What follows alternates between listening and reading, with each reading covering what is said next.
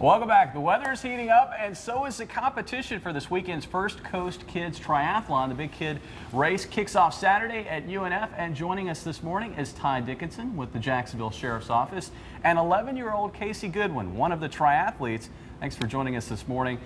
This is the largest sanctioned kids triathlon in the U.S. Can you tell us a little bit more about what folks can expect if they head out to this event at UNF this weekend? Certainly. There'll be plenty of, it's very spectator friendly. There'll be plenty of kids, children doing the race. We have over 1,000 kids this year doing the race, which makes it the largest.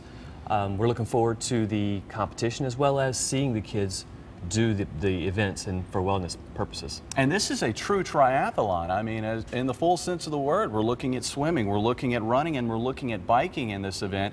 And Casey, I was talking to you a little bit before we got to this segment, and you're a pretty big swimmer. You said you swim 4 times a week. That's part of your exercise regimen to get ready for this? Yes, I swim and I also bike on Thursdays, and at school we run laps. So. And you're ready. You did this last year. Now you guys win awards, correct? In this triathlon? Yes. Everyone who finishes gets a medal, and the first, second, and third get a trophy. And you did pretty well last year, and now you're gearing up and ready to do this again. Now you are in the older kids group this year, which means you're actually, you said biking 6 miles? Yes. So it's 6 miles for biking for you. You're 11 years old, so that's a lot of biking. I don't know if a lot of big kids could do that. And then how much running is involved for you? We run a mile. You run a mile? And then as far as the swimming, how many laps do you have to swim? 8. So is this bigger and more than last year that you? Actually, no, since I have a December birthday. I actually had to do the same thing last year. Yeah, well, that sounds awesome, Casey. I think you're going to be ready for it. It's not just kids participating. It's also going to be big kid celebrities. Ty, you're going to be one of these participants. Our own chief meteorologist, Mike Burrish, is going to be another out there. And how exactly do you guys play a role in this triathlon? The main focus for the big kid celebrities are they pick celebrities, so to speak, of careers, jobs throughout Jacksonville. Police, firefighters, Mike Burrish, weather, newspaper, doctor, one person from each occupation. Basically showing the wellness, showing how kids can, in their personal lives as well as as they grow up and know they can get into and have other jobs and still keep in. And you guys already have sort of a background in this. You said you performed in 9 Ironman competitions, and Mike Burrish is an avid swimmer. He loves to swim. So this is going to be a great event. And you know what's going to make it even better, guys?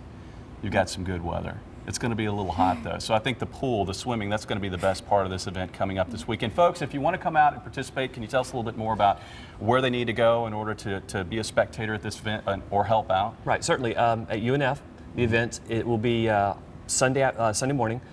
There'll be about 1,000 kids participating. You'll have approximately 2 to 3 people per participant. About 2,000 to 3,000 people. So we can always use volunteers for water stations, and we can always use more spectators. It's great for the kids. It's great encouragement for the kids. It's very motivating, and obviously the water, handing out the water, very important this weekend. Folks, if you want to know more about this, you can go to their website. I believe it's firstcoastkidstriathlon.org. Has all the information right there, where you can go if you want to be a volunteer or if you just want to be a spectator and take in this event, which should be very, very fun. Casey, Ty, thank you very much for joining us this morning. Thank you. I know it's a little bit early, but maybe you can think of it as part of your exercise regimen to get ready for this big event this upcoming weekend. As I mentioned, it's going to Things over to the First Alert Weather Center, where Mike Burrish is tracking some rain with a special guest. That's exactly right. Guest in a minute. First, let's talk rain this evening. Showers, even a few thunderstorms out there on First Alert Doppler HD from about Jacksonville south. It's mainly dry, although we've had a couple of showers from time to time. Most of the rain is across southeastern Georgia, and you can see that vigorous thunderstorm activity to the west of Lake City. Now, the movement is actually to the northeast of the individual cells, but I've noticed this storm trying to build back down toward the Gulf of Mexico, where it's warmer and more unstable. It looks like this still stays well west of the metro area, and most of northeast Florida and southeast Georgia will see this kind of stuff. Scattered shower activity that at times has some brief, heavier showers.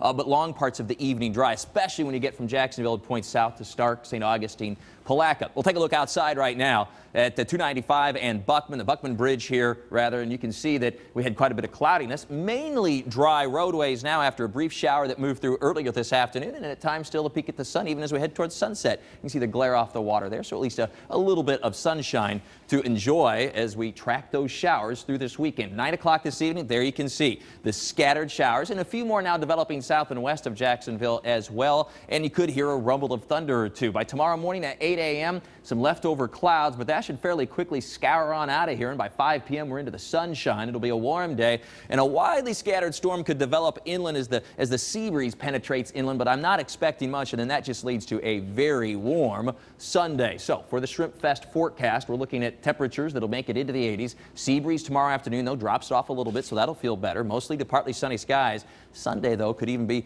a little bit hotter, but overall, pretty good weather for the Shrimp Fest, pretty good weather for the beach. For tomorrow, partly sunny skies. Notice your temperatures get warm in a hurry. By the lunch hour into the low 80s, but by 5 p.m. the sea breeze will have dropped it into the mid 70s, so there will be quite a difference. That water temperature is still pretty cool, 70 degrees, but the burn time as low as 20 minutes. So here we look ahead over the next 7 days, and it stays hot all the way through Monday. Highs in the low 90s and low temperatures that will only be in the upper 60s to low 70s as temperatures stay very warm and sticky before a front moves through Tuesday with some rain, and then at least a little bit cooler air by Wednesday, Thursday, and Friday. Let me introduce a very special guest. It is 13-year-old Brooke Rallis. Brooke, step right on in here. How are you today? Good. We're going to talk about this, what's on your shirt. The First Coast Kids Triathlon. It's the second one this year. We had one last year. The second annual one is this year. It's Sunday morning, Brooke. How old are you, and where do you go to school? I am 13 years old, and I go to Episcopal High School. And you are one of more than 1,000 kids that are entered in this triathlon Sunday morning. And there's some video from last year. Is it pretty good fun?